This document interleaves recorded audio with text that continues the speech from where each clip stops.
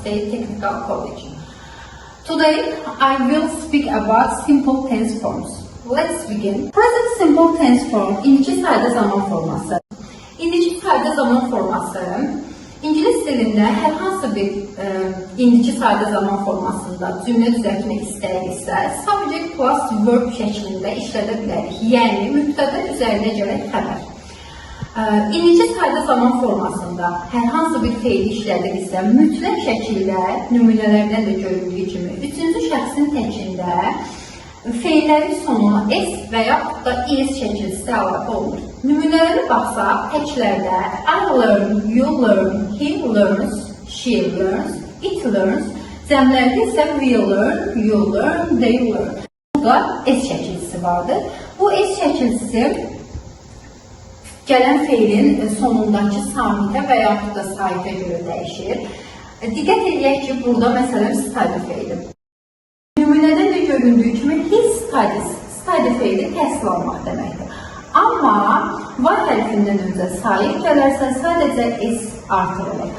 Feillərin sonu bu hərflərlə bitərsə üzərinə is əlavə olunur və is kimi oxunur. Teaches, finishes. İndiki sayda zaman formasında cümləyə sual vermək üçün və yaxud da cümlənin inkar formasını düzəltmək üçün do does köməkçi feillərindən istifadə edirik. İlk olaraq inkarına baxaq. Do və yaxud da does köməkçi feilindən sonra not inkar istəyəcəyi tələb olunur. Do not və yaxud da does not şəklində olur. Qısaltması don't və yaxud da does not şəklində olur. Subject plus do or does plus not plus verb. Yəni, mübtəda üzərinə gələk does yaxud do-dan biri, üzərinə gələk not inkar istəyəcəyi, üzərinə gələk feil şəklində olur.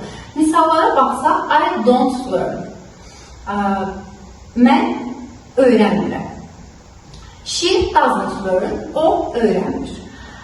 Burada does sadəcə üçüncü şəxsin təkində, bayaq qeyd etdiyimiz kimi, üçüncü şəxsin təkində feillərin sonuna s artırılırdı. Bunların sual və inkarını düzəldən zaman isə does köməkçi feilindən istifadə edirik. Əsas diqqət eləməli olduğumuz məqam bundan ibarətdir ki, feilin sonundakı s artıq üçüncü şəxsin təkində düşməlidir.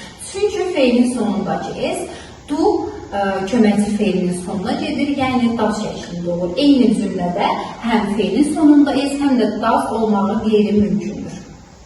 Daha sonra isə sual formasına baxaq. Do does. Do I learn, does she learn. Yenə həmçinin sual formasında da does köməkçi feilindən sadəcə üçüncü şəxsin təkində istifadə edəcək, yəni he, she, it. Bu şəxslərdə does'dan istifadə edəcək. Do I learn, mən öyrənmirəm. Does she learn, o öyrənmir. Nümunələrə baxsaq, təsdiq formada I learn, she learns. Feilin sonunda mütləq s şəkilsi. Mən öyrənirəm, o öyrənir. İnkar formada I don't learn. Mən öyrənmirəm, she doesn't learn, o öyrənmir. Diqqət edirik, feilin sonundakı s düşübdür. Does'dan ikisi birlikdə olmaz. Sual formada do I learn, mən öyrənirəm. Does she learn, o öyrənir. Bir də belə bir forması vardır ki, sual inkar forma. Həmin cümlə həm sual formasında olur, həm də inkar formasında. Bu zaman do does köməkçi feili cümlənin əvvəlinə keçir, sual formasında olduğu kimi. Not inkar istəyəcəksə mübtədadan sonra artırılır. Tərcüməsi isə bu şəkildə olur ki, do I not learn, mən öyrənmirəm. Does she not learn, o öyrənmir.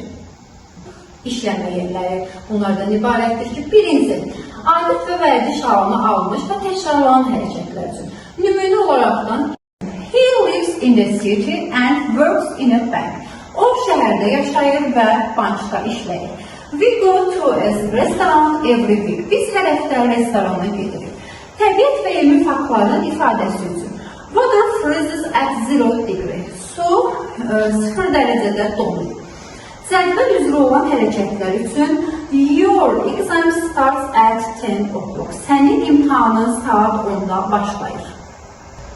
Daha sonra indiki sayda zaman forması every'nin birləşmələri ilə işlənə bilər. Example, every second, every minute, hər saniyə, hər dəqiqə, etc. Every morning, every night, hər səhər, hər axşam, every week, every lesson, hər həftə, hər dərs, Every month, every summer, every winter, hər ay, hər yay, hər qış, and etc. Daha sonra once a day, once a week, once a month, once a year, həftədə bir dəfə, gündə bir dəfə, ayda bir dəfə, ildə bir dəfə, twice a day, twice a week, twice a month, twice a year, ildə 2 dəfə, ayda 2 dəfə, həftədə 2 dəfə, yaxud da gündə 2 dəfə, 3 times or 10 times, 3 times a day or 10 times a day, 3 times a day or 10 times a week. Gündə 10 dəfə, gündə 3 dəfə və yaxud da 3 times a month, ayda 3 dəfə, ayda 10 dəfə. Then 5 days a week, həftədə 5 gün. 3 evenings a week, həftədə 3 axşam. İkinci sayda zaman forması ilə işlənən zaman zərfləri always, həmişə, often, tez-tez, usually, adətən, seldom, az hallarda, nadir hallarda, sometimes, bəzən, never, heç vaxt. Past simple tense form, keçmiş sadə zaman forması. Keçmiş sadə zaman formasını düzəltmək üçün subject plus verb 2, yəni mübtada üzərinə gələk feilin ikinci forması. Feillərin ikinci forması iki stildə ola bilir. Birinci forma qaydalı feillərin sonuna id artırmaqla, ikinci forma qaydasız feillər. Yəni, qaydasız feillər kökündən dəyişən feillərdir. Hərəsinə bir nümunə yazılıbdır. Verb feili. Məsələn, bu qaydalı feildir. Sonuna idi artırılaraqdan feilin ikinci forması worked düzəlibdir. Start sonuna id artırılaraqdan started feilin ikinci forması düzəldir. Verb işləmək, verb işlədi, start başlamaq, started başladı. Daha sonra go feili, getmək feilinin keçmiş forması kökündən dəyişibdir, yəni qaydasız feildir, when formasında olur. Speak feilinin keçmiş forması danışmaq feili, spoke şəklində olur, danışdı kimi. We worked qaydalı feil formasında, we went qaydasız feil formasında. We worked biz işlədik, we went biz getdik. Keçmiş sayda zaman formasının sual və inşarını düzəltmək üçün did köməkçi feilindən istifadə edirik. İnşarında did özündən sonra mütləq not inşa hissəciyi tələb edir. Məsələn, we did not work. Biz işləmədik, we did not go, biz getmədik. Qısa formasında didn't kimi vermək olar. Sual formasında isə did yenə mübtədadan əvvələ, yəni cümlənin əvvəlinə keçir. Did we work, biz işlədik. Did we go, biz getdik. Qeyd eləməli olduğumuz məqam ondan ibarətdir ki, feillərin sonundakı inkar və sual formasında feillərin sonundakı idi düşür, yəni feil birinci formasına qalır. Yəni, verb sözünün sonundakı idi düşübdür. Yəni, sual və inkar cümlələrində, didin olduğu cümlələrdə idi feilin sonundan düşür və yaxud da qaydasız feillərdə feil birinci versiyasına qayıdır. When feili go feili ilə əvəz olunubdur. Daha sonra diqqət eləməli olduğumuz məqam ondan ibarətdir ki, sonu bu hərflərlə bitən sözlərdə, feillərdə üzərinə id əlavə olunarkən d kimi oxunur. Məsələn, followed. Daha sonra sonu bu hərflərlə bitən sözlərdə, yəni feillərdə sonuna id əlavə olunarkən t kimi oxunur. Misal üçün, finished. Sonu t və yaxud da d ilə bitən feillərdə üzərinə id əlavə olunur və id kimi oxunur. Misal üçün, wanted. Sonu e ilə bitən feillərdə isə sadəcə üzərinə d əlavə olunur, closed. Keçmiş sayda zaman forması ilə işlənən zaman zərfləri yesterday dünən, the day before yesterday sırağa gün, in 1999 ildə, əlbəttə ki, burada sadəcə 1999 ildə olmalı deyil, olduğumuz ildən əvvəl olan bütün illər keçmiş zamanda sayılır. Ago əvvəl, 3 days ago 3 gün əvvəl, in one's childhood uşaqlığında, last və last'ın birləşmələri, last day, last week, last month, last year, keçən gün, keçən həftə, keçən ay, keçən il, and etc.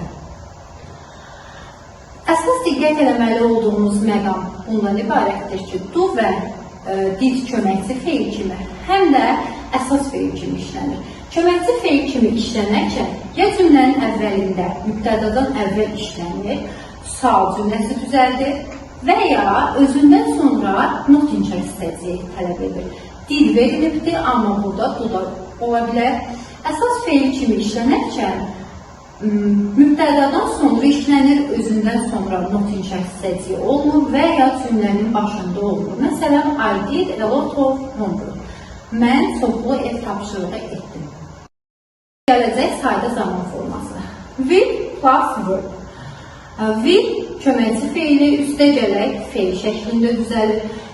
Gördüyünüz kimi bütün şəxslərdə will işlənir. I will speak, you will speak, he will speak, she will speak, we will speak, you will speak, they will speak. Will Azərbaycan dilində azad əcək, are kimi tərcümə olunur. Sual və inkar forması olduqca asandır. Will cümlənin əvvəlinə keçir sual formasında, will they speak, onlar danışacaqlar. İnkar formasında isə digər zaman formalarında olduğu kimi özündən sonra not inkar hissəciyi tələb edir. They will not speak, onlar danışmayacaqlar. Qısaltması isə bunun şəklində olur. Daha sonra diqqət eləməli olduğumuz məqam bundan ibarətdir ki, müasir ingilis dilində artıq shall sadəcə rəsmi formada sual və təşriflər üçün işlənir. Shall birinci şəxsin təkində və cəmində işlənə bilər, ancaq qeyd elədiyimiz kimi rəsmi formada və sual və təşriflər üçün. Misal üçün, I shall send you an email soon. Mən tezliklə sənə mail göndərəcəyim. Yəqin ki, burada rəsmi bir sənəddən və yaxud da rəsmi bir məktubdan söhbət gedir. Daha sonra önəmli olan bir məqam budur ki, qabaqcadan planlaşdırılmış hərəkətlər üçün will istifadə oluna bilməz. Bu zaman be going to ifadəsindən istifadə edilir. Gələcək sadə zaman forması ilə işlənən zaman zərfləri tomorrow sabah, the day after tomorrow sabah yox bir gün, soon tezliklə, next və next'in birləşmələri. Next day, next week, next month, next year, next spring. Gələn gün, gələn həftə, gələn ay, gələn il, gələn yay. After 2 days, 2 gündən sonra, in the future, gələcəkdə, in 2050, 2050-ci ildə. Təbii ki, sadəcə 2050-ci il nəzərdə tutulmur. Olduğumuz ildən sonra gələcək bütün illər gələcək zamanda deyilir. Bugünkü dərsimizin izahı bu qədər idi. Növbəti dərslərdə görüşənə qədər.